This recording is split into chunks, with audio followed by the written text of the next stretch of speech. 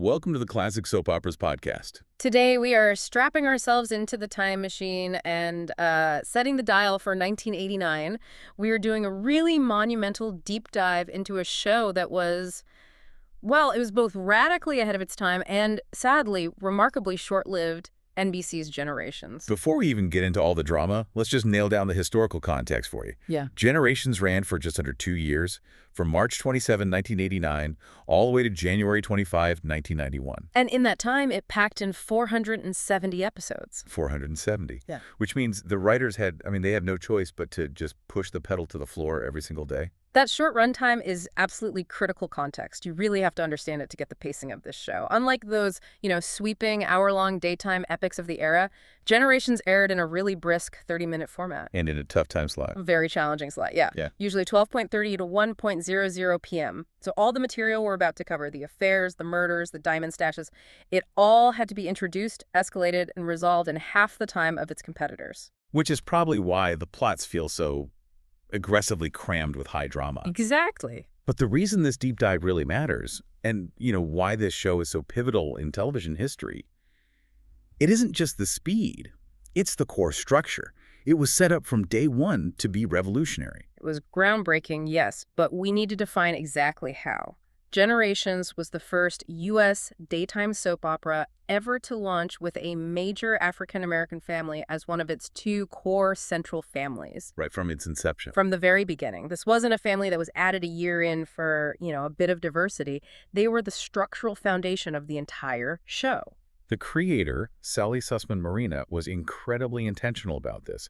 She spoke pretty openly about wanting to develop Black characters who could embody those classic, complex soap tropes without any limitations. Right, giving them the roles that were traditionally always reserved for white actors. The rich bitch, the devious businessman. The young guy who sleeps with a married woman. They didn't have to be paragons of virtue, they just had to be interesting soap characters. And that intentionality, that freedom to be flawed, ambitious, and just truly iconic soap figures, that was a major risk, a really bold move for 1989 television. It meant tackling generational wealth, ambition, and conflict head-on, using two families whose histories, as we quickly discover, are just inextricably linked.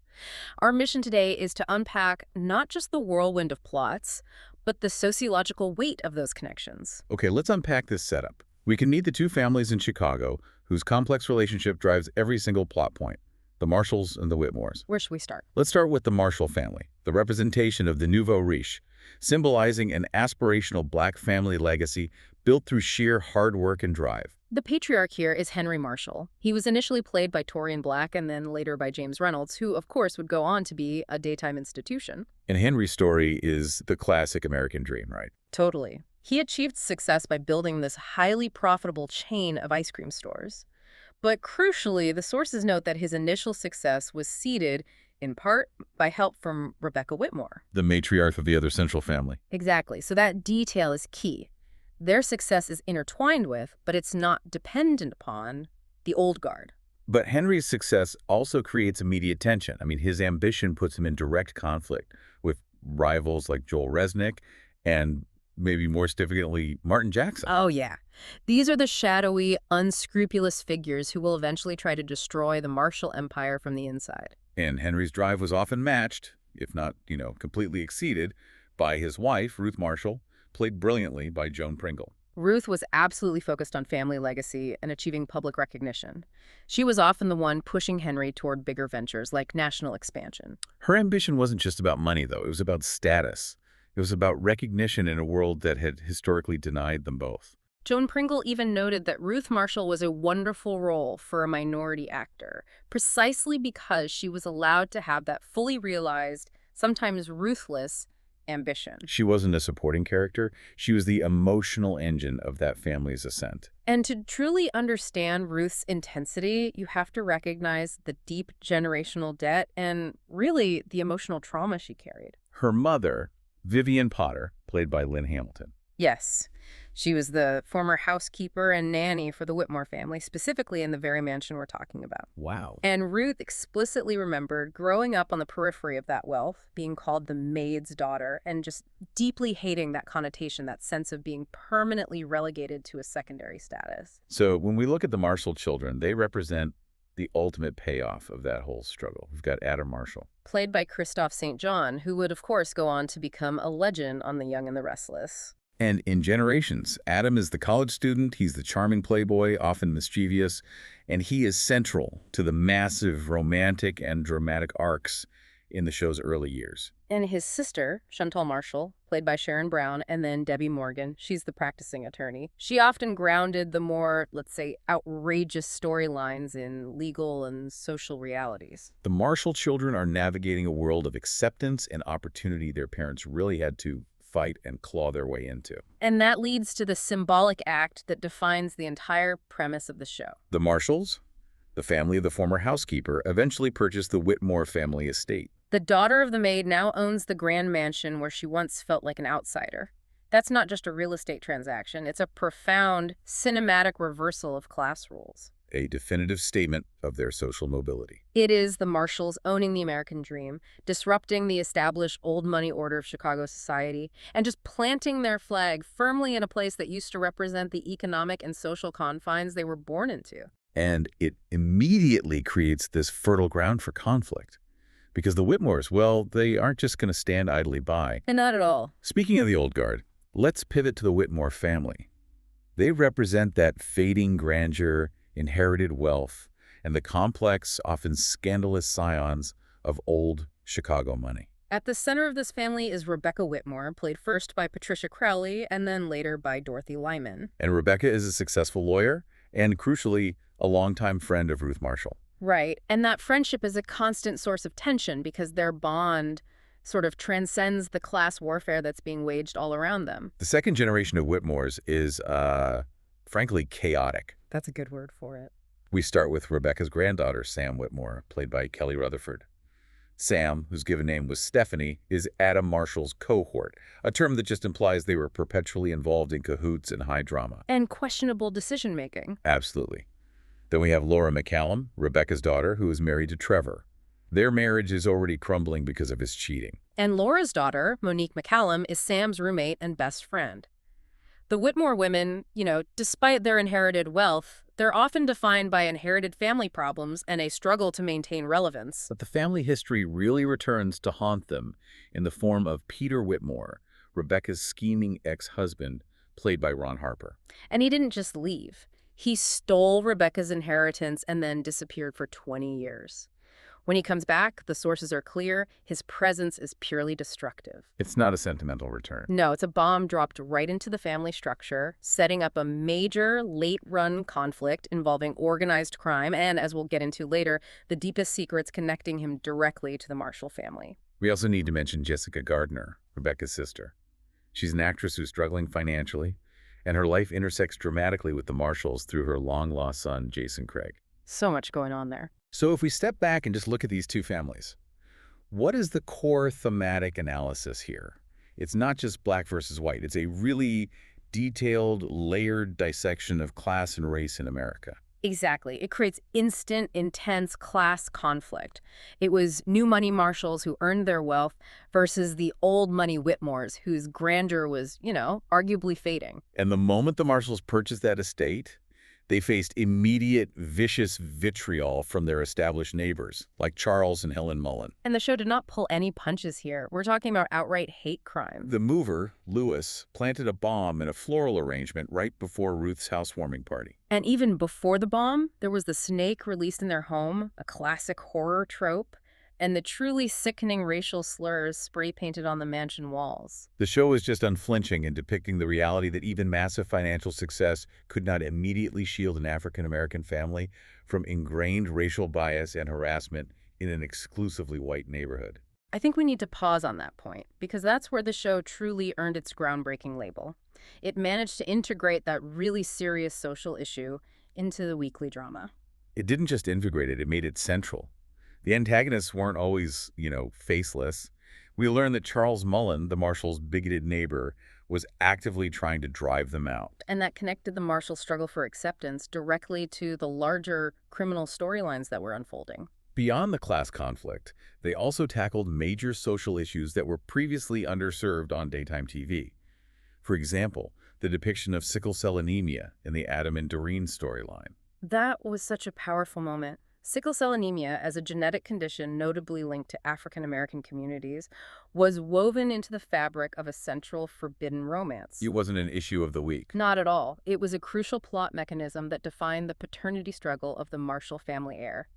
It demonstrated that the show could use real social issues to generate high-stakes drama. This grounding in reality, balancing the glamour and the chaos with social consciousness, is really what set Generations apart.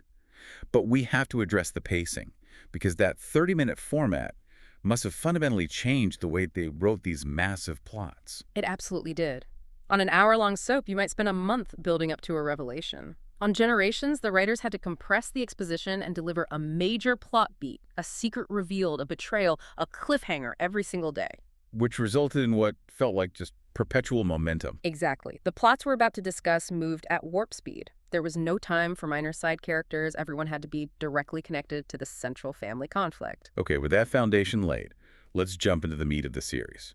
The unforgettable twists and storylines that defined its short, dramatic run from 1989 into 1990. Where do we begin? Let's start with a storyline that highlights the moral ambiguity of the new generation. Yeah. The academic scandal involving Sam Whitmore and her biology professor, Rob Donnelly. This was daytime drama, doing what it does best, turning everyday academic tension into TV lightning. So Sam, the chaotic Whitmore granddaughter, desperately needs a passing grade. She sleeps with Professor Rob Donnelly, but Rob quickly realizes her motive is purely transactional. She only slept with him to manipulate her grade, which is confirmed when she actually steals an exam he left out. The betrayal cuts deep for Rob. He's furious, and he promises she'll never graduate. But Sam is a Whitmore, and Whitmores fight dirty. She tries to record him, then uses the recording to blackmail him into giving her a passing grade. But Sam, always escalating, goes to the university dean and accuses Rob of sexual harassment to cover her cheating. She just spins the whole story. And it's the audio tape that seals his fate. The dean hears a tape where Rob, probably panicking after her blackmail attempt, offered her a better grade in exchange for sex. The university believed the tape was proof of his misconduct, and Rob Donnelly was summarily fired. His career just destroyed by Sam's ambition and manipulation. But here's the layer of sheer dramatic audacity. Sam doesn't actually graduate. She fails the class. She fails the class she tried to cheat through. Yet, she shows up to the ceremony in her cap and gown, needing Rebecca to think she made it. So she relies on her partner in crime, Adam Marshall, to create a diversion. And Adam, true to his mischievous form, has Harvey call in a fake bomb scare during the ceremony. Think about that visual for a moment. Sam Whitmore, the wealthy white heiress, walks across the stage, faking a graduation she cheated and blackmailed her way out of, all while a false bomb threat orchestrated by the son of the Marshall family is clearing the building. It perfectly captures the high stakes, low morals, and incredible theatrical timing of the show. Wow. Okay, now let's transition from Sam's questionable ethics to the Marshall family's explosive internal conflict, the Doreen Jackson and Adam Marshall illicit affair. This one drove the Marshall family drama for months. This affair was rooted in deception from the very start. Adam, Henry's Playboy son, and Doreen, played by the amazing Janelle Allen, the troublesome wife of Henry's rival, Martin Jackson. They meet and start this passionate affair without knowing each other's true identities. The secrecy was paramount, with, clandestine meetings, even in the back of a limousine. The moment Martin Jackson, Doreen's husband, learns about the affair, the revenge is swift and criminal. It just shows the depth of his hatred for Henry Marshall. He sets Adam up on drug charges using Candace, a woman Adam had slept with earlier, and Joel Resnick, Martin's unscrupulous accomplice, as his co-conspirators. The charges were later dropped after Martin has the arresting officer change his story, a classic soap opera maneuver. But the damage to Adam's reputation and the Marshall standing was done. Then the complication just intensifies. Doreen realizes she is pregnant. And she chooses the path of deception, lying to Martin and allowing him to believe he is the biological father. This decision sets the stage for that deeply personal and socially relevant twist we touched on earlier. The sickle cell scare.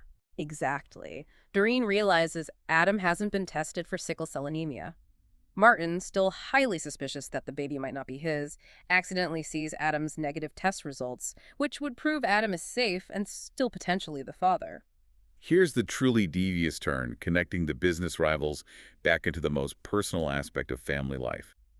Martin has Joel sneak into the clinic and change Adam's results from negative to positive. This is criminal manipulation of health data purely for emotional and economic revenge against Henry Marshall's family. And when Adam sees the falsified positive test result, he confronts Doreen.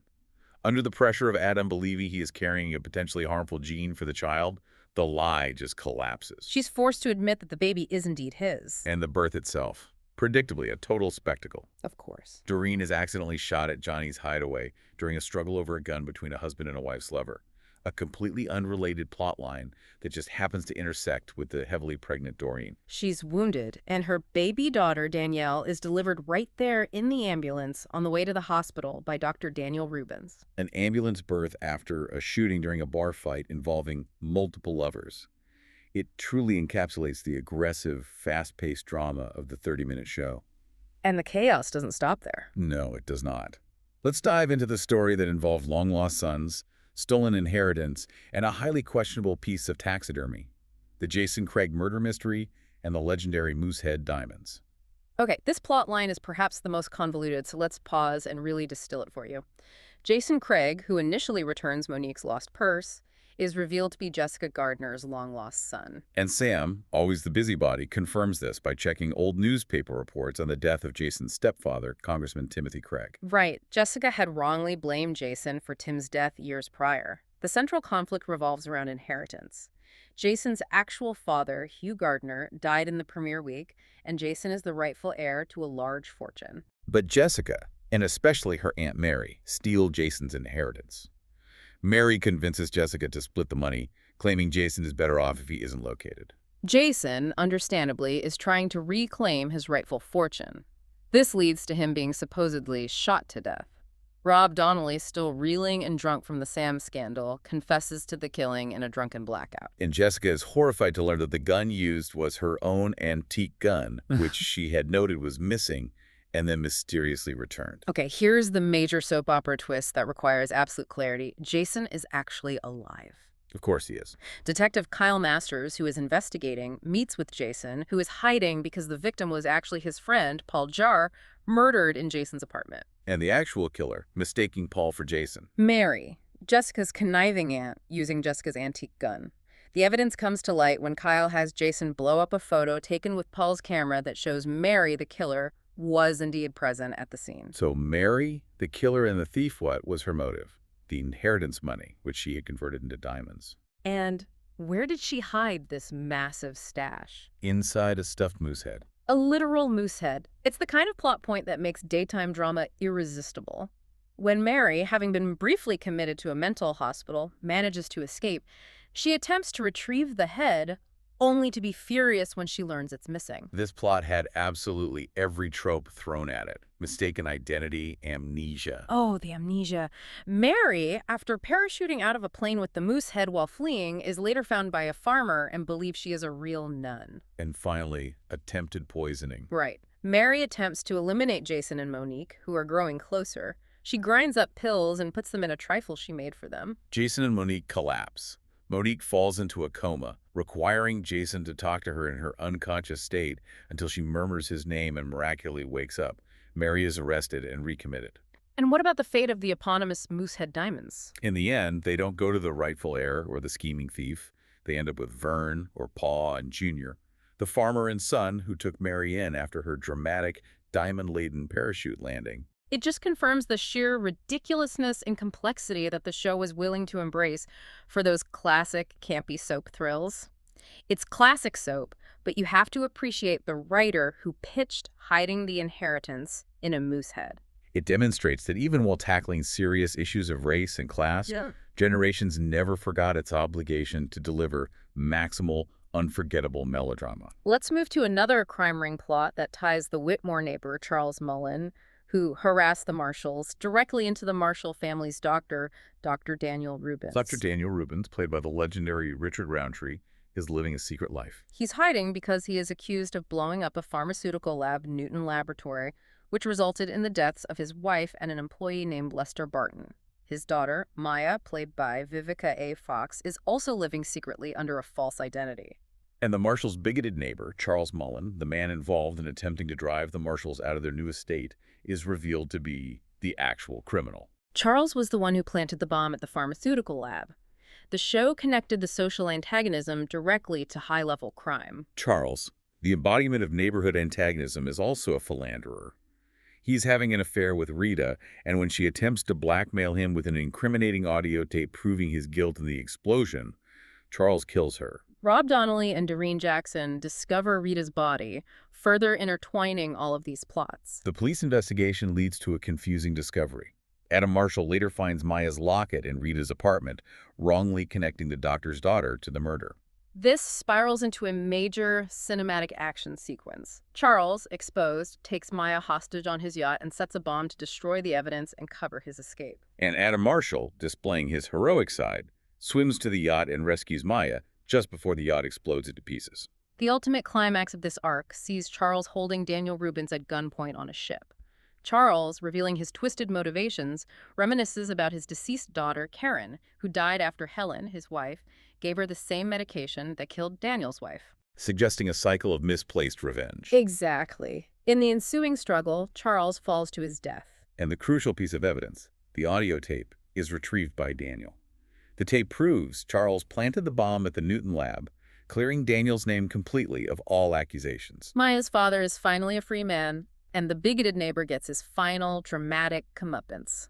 Now we enter the final act, covering 1990 and 1991, focusing on business betrayals, the complexities of the Whitmore family returning, and secrets that tie everything together. The Marshall family's ice cream empire faces a crisis, led once again by Martin Jackson, who has long been plotting Henry's downfall. Martin is audited by the IRS and suddenly owes a massive $3 million, jeopardizing his entire financial structure. To shield his assets from the government, he signs them over to his wife, Doreen. This seemingly simple maneuver unwittingly includes the Marshall's ice cream stock he had previously bought from Ruth in one of his earlier schemes. So Martin then attempts to finalize the ruin of Henry by selling 75% of Henry's ice cream company to Todd Kelsey. A sale which would have completely undermined Henry and destroyed the Marshall legacy. But this is where Doreen shows her moral clarity. She realizes Martin is actively cheating Henry and ruining the Marshall family business, the very foundation of Adam's family. So she rescinds the power of attorney she had given Martin, effectively nullifying the sale and saving the ice cream empire. Martin, defeated and desperate, reverts to pure spite. He kidnaps his and Doreen's baby, Danielle. Adam bravely rescues Danielle, and Martin flees the country. But before leaving, he deals one final, shattering blow to Henry and Ruth. He reveals that Adam, Henry's son, is Danielle's biological father. Confirming the initial affair and all the subsequent lies, high emotional stakes, economic warfare, and a major family secret revealed, this moves us directly into the tangled mess caused by the international art theft ring and the critical return of Peter Whitmore. Okay, let's talk about Jordan Hale, played by George Shannon and then Robert Gentry. Jordan is the charming hotel owner and secretly an international art thief who manipulates Sam Whitmore into becoming his unwitting international smuggler. Fresh off her academic scandal. Of course. Jordan sends Sam on numerous business trips to glamorous locations like London and Paris. She unknowingly smuggles stolen items, including a fake Monet painting and a fake Ming vase, back into the U.S. She is so blinded by ambition and the thrill of the chase, she never questions the true nature of the cargo. What's fascinating here is how Jordan leverages Sam's existing familial resentment. He encourages her already deep-seated hatred for her absent father, Peter Whitmore, who returns to Chicago using the alias Pete Williams. Jordan knew that Peter was the key to his family's scheme. Why? Because Peter reveals that he wasn't just a schemer. He was forced to desert his family 20 years ago because he testified against the notorious Taylor crime family led by Nicholas. In Peter's protection against them, a Swiss bank book, which he referred to as his insurance. And this is where Jordan's true identity comes to light. He is Mitchell Taylor's brother Mitchell, being a powerful member of the crime family Peter testified against. So Mitchell kidnaps Sam, knowing she is Jordan's latest obsession, and demands that Jordan kill Peter Whitmore to secure the family's safety and get that Swiss bank book. Jordan plays both sides. He fakes the shooting of Peter for Mitchell's benefit, then agrees to help Detective Kyle Masters, who has gone undercover to investigate the art ring, nail Mitchell. But Mitchell learns of Jordan's double cross. In a dramatic confrontation, Mitchell shoots and kills Jordan, using Kyle's gun to frame the detective. And here's the final devastating act of spite and betrayal. Jordan, before dying, looks Sam in the eyes and tells her that Kyle shot him. So Sam is left believing her beloved Kyle, the man trying to save her, is a killer, while Mitchell is arrested soon after. It's a beautifully layered betrayal that left massive heartbreaking fallout just as the show was ending. And if that wasn't enough tangled history, the Whitmore-Marshall connection becomes impossibly stickier with the revelation of a decades-old secret involving Ruth Marshall and Peter Whitmore. Peter, upon his return, makes a very pointed effort to reminisce with Ruth about the intense night they spent together years ago. The secret begins to surface, linking the matriarch of the new money and the patriarch of the old money. The depth of the secret is confirmed when Henry asks Ruth's mother, Vivian, about Peter, specifically about his ownership of the Music Box Club. And Vivian, the ultimate family secret protector, just keeps mum. She refuses to give Henry any information, knowing the truth could destroy her daughter's life. Peter, demonstrating his continued influence, eventually buys back the Music Box nightclub and pointedly asks Ruth to be the headliner, pulling it back into his orbit. The ultimate confirmation of the affair comes from Rebecca, the one person who knows both Ruth and Peter intimately, who realizes that years ago, Peter and Ruth had an affair. This is a crucial, dramatic turn because Henry, completely unaware of the affair, had admitted to Chantal that he and Ruth made love before they were married, which explains Chantal's premature birth. The strong implication being that Peter Whitmore might be Chantal's biological father. Exactly. While the source material is a bit ambiguous on whether this was definitively confirmed before cancellation, the setup is pure, unresolved soap opera tension. A mixed-race daughter of the successful Marshall family, potentially sired by the scheming white patriarch of the Whitmores. It permanently binds the two families at a biological level, complicating Ruth's entire life ambition by demonstrating that her past, specifically her time as the maid's daughter, is never truly separated from the Whitmore world. And just as all these incredibly complex, intertwining storylines, art thieves, organized crime, economic warfare, and hidden paternity were reaching their most intense climax, The clock ran out. the cancellation meant the final arcs before January 1991 had to move at lightning speed, leaving a multitude of hanging threads, robbing the audience of the ultimate payoff. For example, Sam and Jordan married in Jamaica, though their marriage was not consummated after Kyle's desperate attempts to warn her that Jordan was a criminal. Sam ends up running Jordan's Winston Hotel, refusing to let Rebecca sell it. In fact, she fires Rebecca, her own grandmother, after realizing Rebecca is colluding with Dylan Hale, Who claims to be Jordan's son, but whom Sam suspects is nothing more than a con man. business, family, and betrayal right up to the final minute, all without resolution. Meanwhile, Chantal, the attorney, gets Eric's negligent homicide conviction overturned. He had run down a homeless woman named Margaret. Dr. Daniel Rubin's medical tests prove Eric suffers from hypoglycemia, which had caused him to appear drunk and led to the accident.